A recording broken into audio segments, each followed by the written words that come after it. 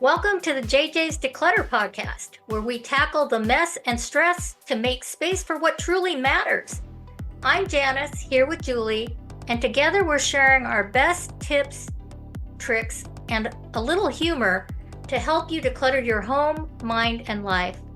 Whether it's procrastination or piles of stuff, we're here to help you make real progress. Let's dive in.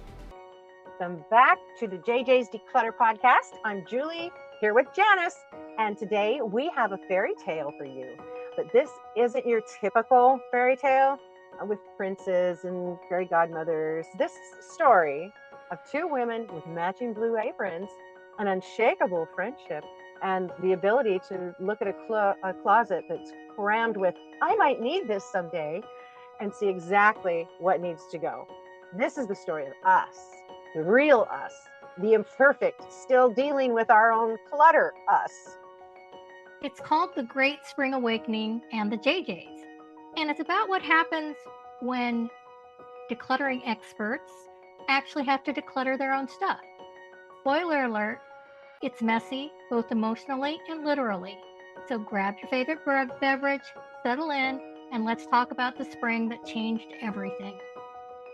So this story starts last March. I woke up one bright morning, sneezed about 17 times in a row, and declared to my 5 grandgirls who'd come over for pancakes, that's it, spring is here, and it's time for a proper spring cleaning. Then my great-grandson knocked over a stack of magazines from 2019 that I'd been saving for collaging someday. I looked at this avalanche of glossy paper and I had an epiphany. Here I am talking about decluttering for a living. And I still have magazine subscriptions that I don't read, creating archaeology in my own home. So I immediately texted Janis, we need to do an emergency podcast episode. And also, I need an intervention. And I replied within seconds, Zoom call in 10 minutes? Julie typed back, yes, this is bigger than us. Because here's the truth, declutterers. We teach this stuff. We coach people through it. We have systems and methods and acronyms, but we're still human. We still accumulate. We still struggle. And we decided it was time to get real about that. That afternoon, we sat down with our microphones and a plan that was equal parts brilliant and terrifying. We decided to tackle our own spring cleaning room by room using every single method that we'd ever taught you. The Decluttering Dozen, the Keeper Let's Go sorting system, small doable doses, all of it. And we were going to be brutally honest with what worked, what was hard, and where we messed up. Because here's the secret, nobody tells you about decluttering experts. We have clutter too. I have my grandmother's china that doesn't get used, Tupperware from my selling days that I'm saving, and an entire drawer of rubber bands that have basically formed their own civilization. So we announced the Great Spring Awakening to our community, and the response was immediate and electric. Declutterers started chiming in. I'm in, me too, finally doing this. Because here's the thing, when you know you're not doing it alone, when you've got 2 imperfect coaches showing you their own messy process, it suddenly feels possible. The kingdom, or at least the corner of it that follows the JJ's Declutter podcast, was ready.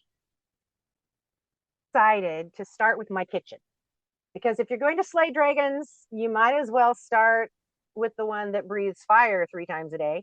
I set my timer for 12 minutes. Hashtag Decluttering Dozen. And I opened my Tupperware cabinet. The avalanche was immediate and unforgiving.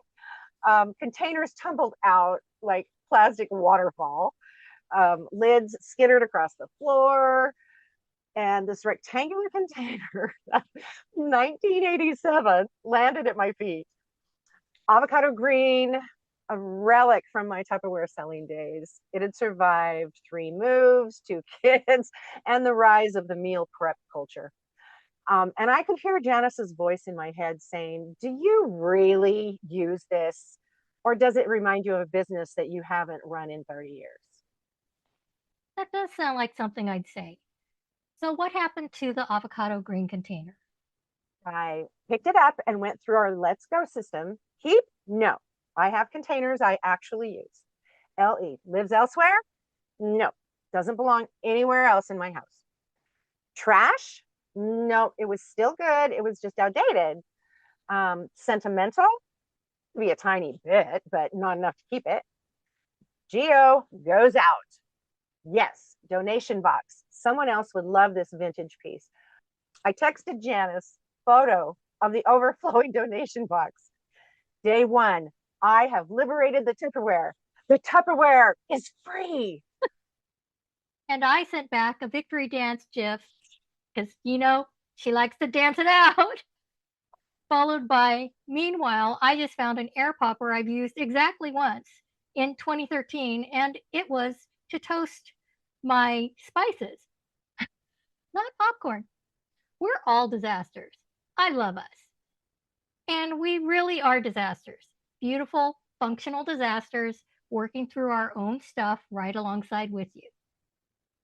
Absolutely. By week 2, I made it to my bedroom closet, the final battle of any spring cleaning quest. I opened that door and 17 dresses I hadn't worn since, well, my grandgirls were born, stared back at me. And I'm not kidding when I say they were whispering things to me. I could hear it. You might fit into us again. You paid good money for us. We're toxic. So I sat down on my bed and I called Janis and I said, I can't do it. I know everything we teach. I know these dresses represent a version of me that doesn't exist anymore, but I just can't do it. I remember this call. You were really struggling. And I was quiet for a moment, and then I said, remember Mrs. Patterson? She was from our Tea and Treasures workshop, a lovely woman in her 80s who'd been drowning in her deceased husband's belongings for 6 years. And she told us that the hardest part wasn't in letting go of his things. It was letting go of the person she had been when he was alive. The wife, the caregiver, the woman who knew where every tool in his workshop was. And that's when it clicked for you, wasn't it? It really was. Those dresses were from when I was, climbing corporate ladders and running fashion shows, fitting into a world that doesn't fit me anymore. And Janis said to me, the woman you are now, she's pretty amazing. She has granddaughters and a great grandson who adore her. She helps people transform their lives.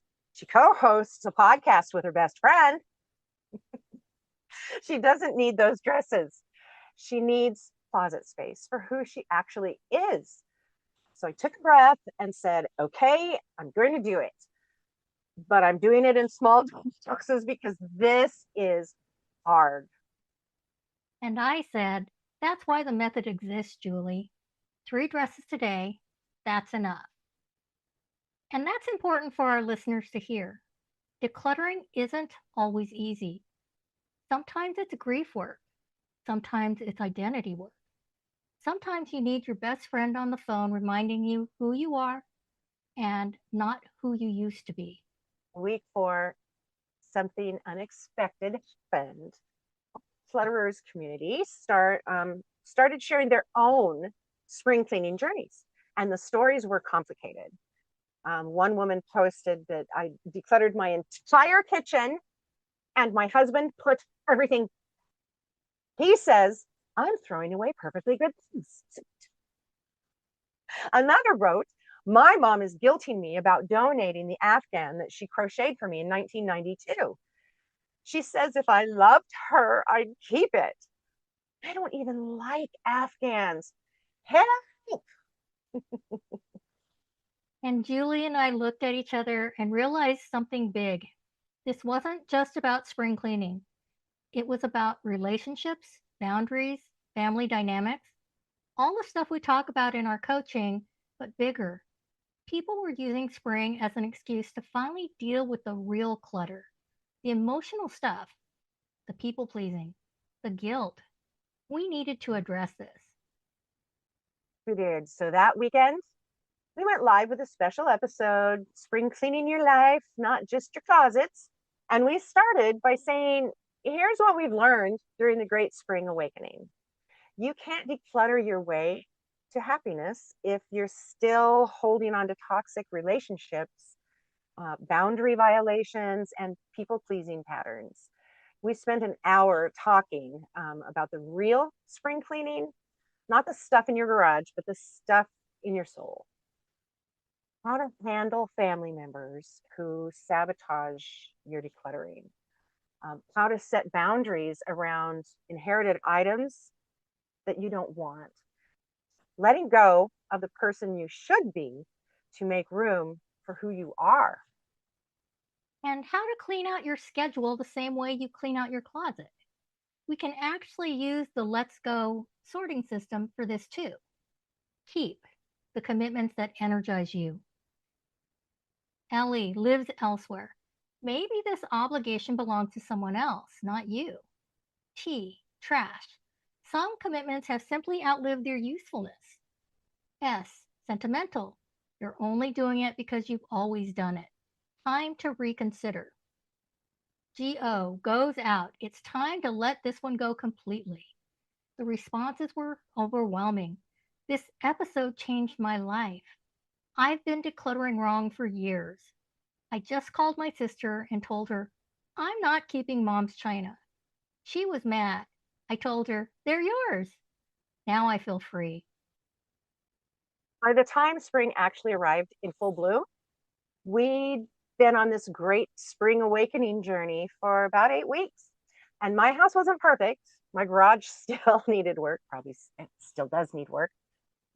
I found another stash of magazines behind the guest bed, but my closet held only clothes that I actually wore. My kitchen cabinets opened without avalanches. And most importantly, I decluttered a relationship that had been taking up space in my life. A friend who only called when she really needed something, never when she had something to give, like just her time. And I conquered my craft room, 11 trips to the donation center, and more significantly, I finally told my adult children that I was not storing their childhood belongings anymore. I gave them 3 months to collect their treasures, or I was donating them. One daughter protested, the other said thank you. They'd been feeling guilty about those boxes for years. Sometimes our clutter is actually someone else's guilt we've agreed to store. Did we learn from the Great Spring Awakening that spring cleaning isn't really about cleaning? It's about awakening. It's about looking at what we've been carrying, literally and emotionally, and asking if it still serves us. And that clutter is never just about stuff. It's about fear and guilt and trying to hold on to versions of ourselves that just don't exist anymore. Also, that even decluttering coaches need 12-minute timers and accountability partners because this work is hard. The hardest, but worth it. So here's your challenge, declutterers. This spring, pick one physical space to declutter. Set the timer for 12 minutes, hashtag Decluttering Dozen. That's it. Use the Keep or Let's Go sorting system and break it into small doable doses. Then pick one emotional space to declutter, a relationship that's draining you, a commitment that no longer fits, a should that's weighing you down. You don't have to do it all at once. 12 minutes at a time, that's enough. Progress, not perfection. Part of this whole Great Spring Awakening was realizing that we don't have to have it all together before we can help others. We're not fairy godmothers with magic wands, or are we? We're just two real women with real clutter and real lives, helping other real people do the hard, beautiful work of letting go. Living messily, imperfectly, and authentically ever after. So here's your moral of the story. Spring cleaning your house is good. Spring cleaning your life is transformational. But spring decluttering is best. And you don't have to do any of it alone. We're right here with you. Now set your timer for 12 minutes and start somewhere, anywhere. The magic isn't in perfection, it's in beginning. Till next time, keep it simple. Keep it intentional. And as always, keep keep decluttering. decluttering. Started laughing. We're on track. Happy spring cleaning, everyone. Happy decluttering. Thanks for joining us on the JJ's Declutter podcast. If you're ready to keep simplifying, follow us for more tips and join our Facebook community to share your wins and challenges. Subscribe here because it's always more fun to declutter with friends. And thanks in advance for leaving us a review.